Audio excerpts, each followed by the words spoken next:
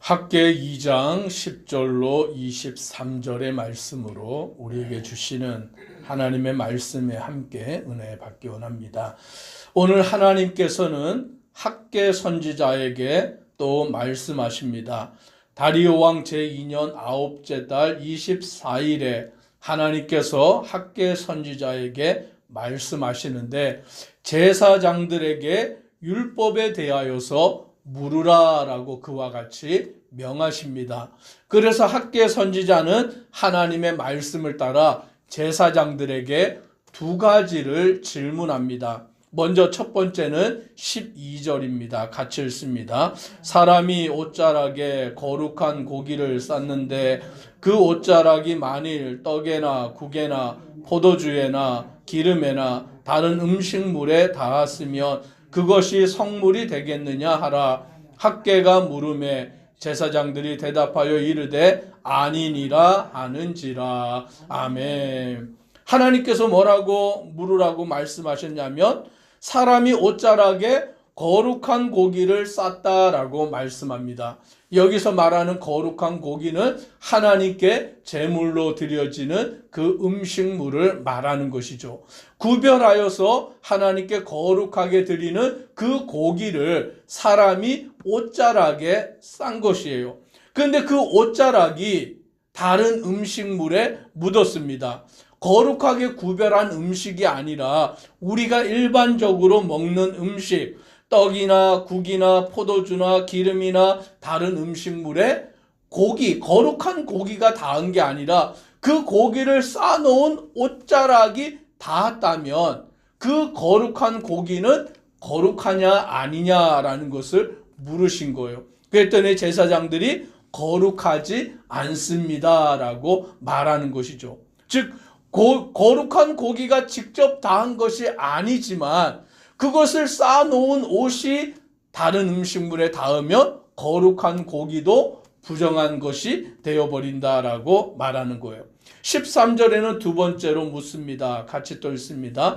학계가 이르되 시체를 만져서 부정하여진 자가 만일 그것들 가운데 하나를 만지면 그것이 부정하겠느냐 하니 제사장들이 대답하여 이르되 부정하리라 하더라. 즉 구약의 율법에는 시체를 만지면 부정해진다라고 말씀합니다. 그런데 시체를 만져서 부정해진 사람이 다른 걸 만졌어요. 물건을 만지든지 사람을 만지든지 어떤 것을 만지면 그것이 어떻게 되겠느냐라고 물으니 제사장들이 부정하여진다라고 그와 같이 말하여지는 것입니다. 즉 부정해지는 것, 더러워지는 것은 그것을 만짐으로 인하여서 더러워지고 부정하여진다라는 것을 하나님께서 학계 선지자를 통하여 제사장들에게 물으며 그것이 부정해지는 것을 말하여 주고 있는 것입니다. 그런데 왜 이렇게 두 가지의 질문을 통하여서 거룩한 음식물도 그것을 싼 옷자락이 다른 것을 만졌을 때 부정해지고 그 시체를 만져 부정해진 사람이 다른 것을 만졌을 때 부정해진 그것을 왜 물으셨느냐라고 하면 14절에 이렇게 말합니다. 이에 학계가 대답하여 이르되 여호와의 말씀에 내 앞에서 이 백성이 그러하고 이 나라가 그러하고 그들의 손의 모든 일도 그러하고 그들이 거기에서 드리는 것도 부정하니라 라고 말합니다. 즉 그들이 하는 모든 일이 부정하다라고 말해요. 즉 하나님께 제사를 드리는 일도 부정하고 그들이 살아가는 모든 삶의 일도 하나님 앞에서 다 부정하다라고 말하여 주고 있다라는 것입니다. 왜 그렇습니까? 거룩한 고기라 할지라도 그것을 싼 옷이 다른 부정한 것에 닿았기 때문에 그 사람이 시체를 만져 부정해졌는데 그 사람이 다른 것을 만지니까 그런 것들이 다 부정해지는 것처럼 지금 이스라엘 백성들이 그 나라가 그 하는 모든 일들이 다 부정하다라고 그와 같이 말씀합니다. 그러면 무슨 이유 때문에 그러했느냐라는 것이죠. 15절 같이 함께 읽습니다. 이제 원하건대 너희는 오늘부터 이전 곧 여호와의 전에 돌이 돌 위에 놓이지 아니하였던 때를 기억하라. 즉 왜 부정해졌느냐라고 말하면 여호와의 전에 돌이 돌 위에 놓이지 아니하였던 때라고 말씀합니다. 즉 하나님께서 지금 유다 백성들이 바벨론의 포로로 끌려갔다가 70년이 지나고 다시 예루살렘으로 돌아왔어요. 그럼 왜 하나님께서 그들을 다시 예루살렘으로 돌아오게 하셨느냐라는 것을 깨달아야 되는 것이죠. 왜 하나님이 불러내셨습니까? 왜 하나님이 그들을 다시 예루살렘으로 오게 하셨냐라는 것이죠. 하나님을 온전히 섬기는 자가 되게 만드시기 위한 거예요. 왜 멸망했습니까? 하나님을 온전히 섬기지 못하고 우상을 숭배했기 때문이죠. 하나님의 성전에 우상을 가져다 놓았기 때문이죠. 그래서 하나님은 그 성전을 바벨론을 통하여서 완전히 무너뜨려서 돌 위에 돌 하나도 남지 않게 하시고 유다 백성들은 바벨론으로 포로로 끌고 갔어요. 그래서 포로 생활 70년 동안 그들이 그 가운데서 회개하고 자기들의 죄를 뉘우치고 우리가 이제 다시 예루살렘으로 돌아가면 성전을 짓고 하나님만을 예배하겠습니다라고 회개하는 자의 삶을 살아서 그들을 예루살렘으로 돌아오게 하신 거예요. 다시금 불러내신 거예요. 그러면 그들이 예루살렘으로 와서 뭐를 했냐면 성전을 지어서 하나님 앞에 온전히 예배를 드려야 되는데 방해하는 사람들로 인하여서 반대하는 사람들로 인하여서 그것이 14년 동안 중단이 되어져 있었던 것이죠. 그냥 중단이 된 것이 아니라 그 중단되어 있는 중에 그들은 무슨 일을 했냐면 자기 집을 판벽한 집으로 만드는 일. 자기 집을 막 지붕을 쌓아놓고 자기 집을 화려하게 꾸미고 자기 이름 막 잘하면서 하나님의 성전에 대한 하나님의 나라에 대한 그 일을 등한시하였기 때문에 하나님이 그들이 하는 모든 일이 부정하다라는 것을 지금 말씀해 주고 있는 것입니다. 그래서 그들의 삶이 어떠했냐면 16절에 보니까 20고루 곡식 더미에 10고루뿐이고 포도즙 틀에서 50고루를 길러도 20고루밖에 없는 그와 같은 일이 이루어지는 하나님이 그들에게 재앙을 내리셔서 17절에 보니까 곡식을 마르게 하는 재앙, 깐부기 재앙, 우박으로 침으로 오늘 그들을 심판하셔도 오늘 이들이 돌이키지 않았다라고 말씀하여 주고 있는 것입니다. 18절을 우리 같이 읽습니다.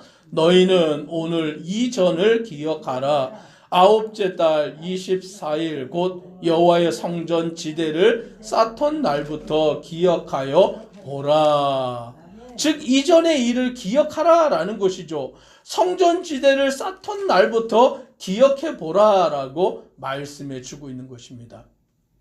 오늘 이제 하나님은 그들에게 어떻게 행하시느냐?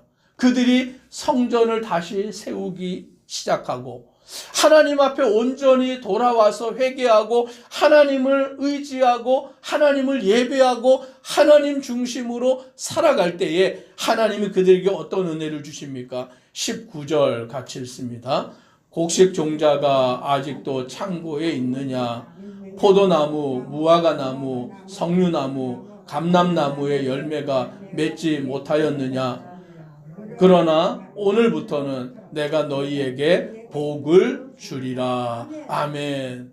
즉 그 전에 성전을 짓던 일들을 중단한 채 자기 일에 바쁘게 살아왔던 그때에는 열매를 맺지 못하고 곡식을 얻어도 절반밖에 얻지 못하고 온갖 재앙이 임하고 그와 같은 삶을 살 수밖에 없었지만 그러나 오늘부터는 내가 너희에게 복을 주리라 라고 말씀합니다. 그 오늘이 언제입니까? 성전 건축을 재건하는 그때부터 다시 하나님 중심으로 하나님께로 돌아와 하나님만을 의지하여 나아가는 그날로부터는 내가 너희에게 복을 주리라 라고 말씀합니다.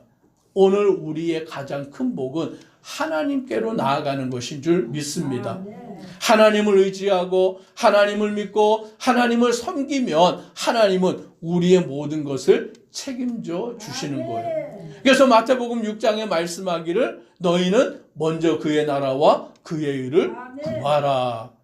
오늘 우리가 해야 할 일은 하나님의 나라와 하나님의 일을 구하며 살아가는 거예요. 그리하면 어떻게 하십니까? 너희에게 필요한 모든 것을 더하여 주시리라 라고 약속하는 거죠. 즉 우리의 인생에 필요한 것들은 하나님이 다 책임져 주시는 거예요.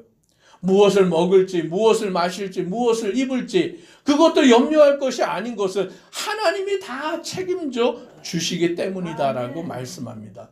그래서 믿음 가지고 주님을 의지하고 따르면 우리의 인생, 우리에게 필요한 것들 하나님께서 더하시고 인도하여 주시는 줄 믿습니다.